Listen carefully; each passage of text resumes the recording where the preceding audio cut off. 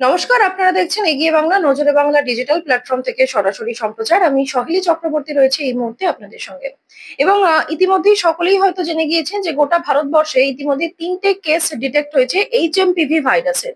এবং এই মুহূর্তে একটা আতঙ্ক ছড়িয়ে পড়ছে সাধারণ মানুষের মধ্যে। আর গোটা বিষয়টি নিয়ে আমরা এই মুহূর্তে সরাসরি কথা বলবো। আমাদের সঙ্গে রয়েছেন বিশিষ্ট চিকিৎসক ডক্টর বিবর্তন সাহা। ডাক্তারবাবু, প্রথমেই যে প্রশ্ন, আহ ইতিমধ্যে এইচএমপিভি ভাইরাসকে নিয়ে একটা আতঙ্কের পরিবেশ তৈরি হচ্ছে। কোথাও কোথাও বলা হচ্ছে যে কোভিড এর থেকেও অতিমারি হতে পারে। কি বলবেন সতর্কতার বিষয়ে? নমস্কার। প্রথম কথা হচ্ছে, আতঙ্কের কোনো প্রশ্নে আমি একদম 100% দ্বিমত পোষণ করি। আতঙ্কের কোনো জায়গা নেই। হিউম্যান মেটানিউমো ভাইরাস যার ডেটা যা বলছে, যা লিটারেচার বলছে, 2001-2 সাল থেকে ভারতবর্ষে এভিডেন্স রয়েছে। চীনে একটা অংশে এর একটা স্পার্ট হয়েছে। সেখানে influenza like illness, severe acute respiratory illness এগুলো দেখা গেছে। ভারতবর্ষে কেস পাওয়া গেছে, এগুলো বাই চান্স ডিটেকশন। স্ক্রিনিং করা হচ্ছিল প্রত্যেক দিনই। বিভিন্ন আইসিইউতে বাচ্চাদেরকে এই ধরনের ভাইরাল স্ক্রিনিং গুলো করা হয়। আমি নিজে যে যে জায়গায় সঙ্গে অ্যাটাচ কাজ করি সেখানেও ভাইরাল স্ক্রিনিং করা হয়। সেখানেই হয়তো এই হিউম্যান মেটানিউমো ভাইরাসটা পাওয়া গেছে। যে 3টে কেস রিপোর্টেড, তাতে কোথাও কিন্তু আমরা দেখিনি যে ডেথ রিপোর্টেড। আপনাদেরকে একটা অনুরোধ, আপনারা মিডিয়া পার্সনস, সকাল থেকেই দেখছি বিভিন্ন মিডিয়াতে এটাকে একটা ফ্ল্যাশ করে বুম করে আতঙ্ক ভারতবর্ষে উপস্থিত। দেখুন, সচেতনতা একটা জিনিস, আর সচেতনতা ছড়ানোর নামে আতঙ্ক ছড়ানো আরেকটা জিনিস। আমি আপনাদেরকে অনুরোধ করব, আমরা তো কোভিড-19 দেখেছি, যেটা শতাব্দীর শ্রেষ্ঠ অতিমারী, এবং আমরা বহু আমাদের সহনাগরিককে হারিয়েছি। আর আতঙ্কের কোনো প্রশ্ন নেই, কোনো জায়গা নেই। কোভিড-19 এর সময় এই রেসপিরেটরি ট্র্যাক্ট ইলনেস ডিল করবার জন্য আমাদের দেশগুলো প্রস্তুত ছিল না। আমার দেশে হয়তো তার দ্বিতীয় যে ওয়েভটা এসছিল তাতে প্রস্তুত ছিল না। কিন্তু কোভিড-19 এর পরে আমাদের দেশ কিন্তু প্রস্তুত। আমার রাজ্য অত্যন্তভাবে প্রস্তুত। কিভাবে রেসপিরেটরি ট্র্যাক্ট ইলনেস, কিভাবে সারি বা আইএলআই ইলনেস গুলোকে ট্রিটমেন্ট করতে হয়। অক্সিজেনের মানে হসপিটাল নিজেই অক্সিজেন সেখানে প্রকিউরমেন্ট এবং সেখানে হসপিটাল অক্সিজেন ইউনিট গুলোকে বানানো, সেগুলো কিন্তু প্রত্যেকটা গভর্নমেন্ট, স্টেট গভর্নমেন্ট, সেন্ট্রাল গভর্নমেন্টও তারা কিন্তু করেছে। এবং প্রত্যেকটা স্তর কিন্তু তারা well equipped with any type of respiratory tract illness কে ডিল করবার জন্য। এবং রেগুলার বেসিস কিন্তু এই মনিটরিং, এই ড্রিল পদ্ধতিগুলো দেওয়া করা হয়। কিছুদিন আগে অবধিও আমরা দেখতাম যে এই ড্রিল পদ্ধতিগুলো চলতো। আমার ধারণা যে এর মধ্যে আতঙ্ক ছড়ানোর কোনো জায়গা নেই। সচেতনতা থাকা তো অবশ্যই ভালো, কিন্তু মাস্ক আপনি পরতেই পারেন, এটা ফর পার্সোনাল প্রোটেকশন। আপনার যে কোনো ভাইরাল ব্যাকটেরিয়াল ইলনেস এই শীতকালে, ইভেন আপনার টিউবারকুলোসিসকেও মাস্ক কিছুটা হলেও রোধ করে। That is good for you. কিন্তু এর বাদ দিয়ে যদি আমি এখনই বলি যে ভিড় জায়গায় যাব না, অমুক তমুক সব বন্ধ করে দেব, দ্যাট ক্রিপলস ডাউন দ্য ইকোনমি। এবং আমি এই ধরনের পদ্ধতিতে আমি ব্যক্তিগতভাবে আমি এগুলোকে সমর্থন করি না।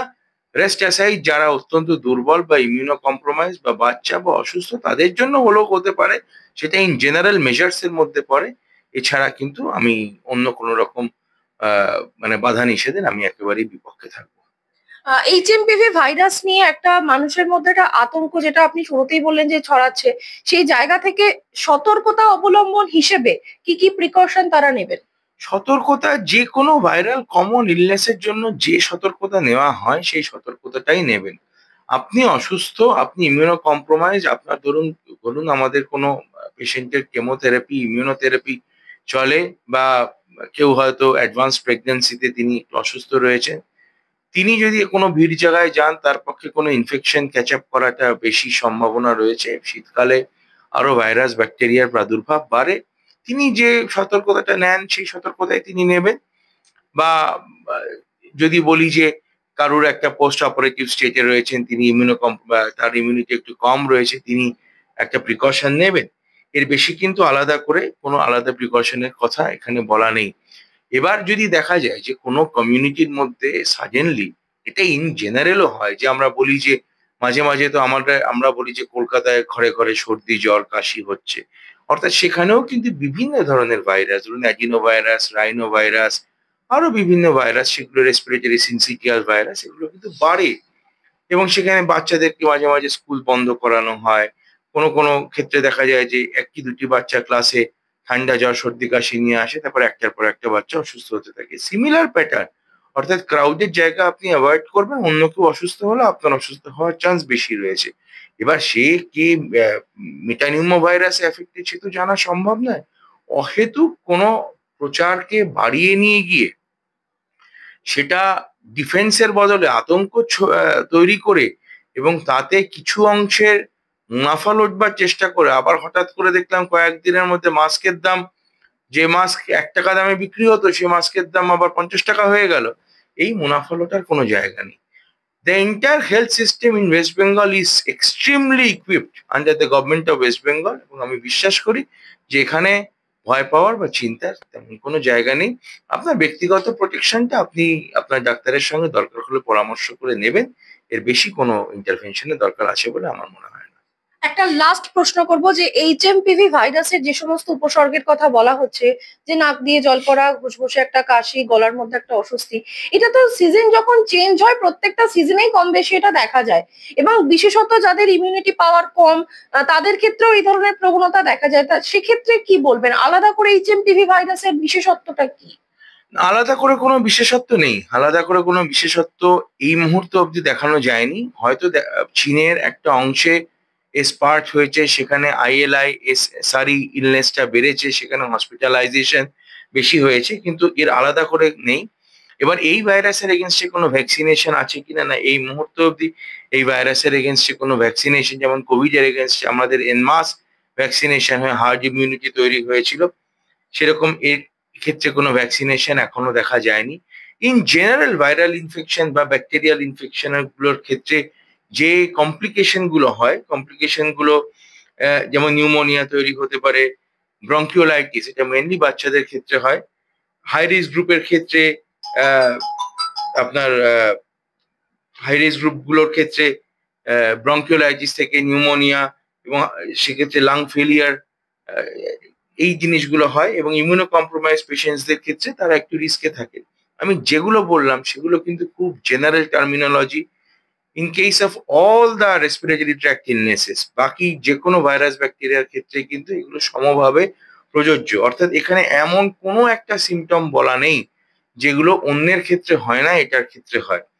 এবার ধরুন যদি দেখা যায় যে এই ভাইরাস বা ব্যাকটেরিয়ার প্রাদুর্ভাব কোথাও বেড়েছে বা নতুন কোনো সিমটম ডেভেলপ করছে কিনা, যেমন কোভিড এর ক্ষেত্রে আমরা দেখেছিলাম পোস্ট কোভিড লাং ফাইব্রোসিস, সেগুলো তো অনেক পরেই আমরা স্টাডি করতে করতে পেয়েছিলাম, কিন্তু হিউম্যান মেটানিউমো ভাইরাস এর ক্ষেত্রে এরকম কিছু আছে কিনা আমরা এখনো অ্যাবসলিউটলি জানি না এবং আতঙ্কের কোনো জায়গা আছে বলে আমার অন্তত ধারণার বাইরে।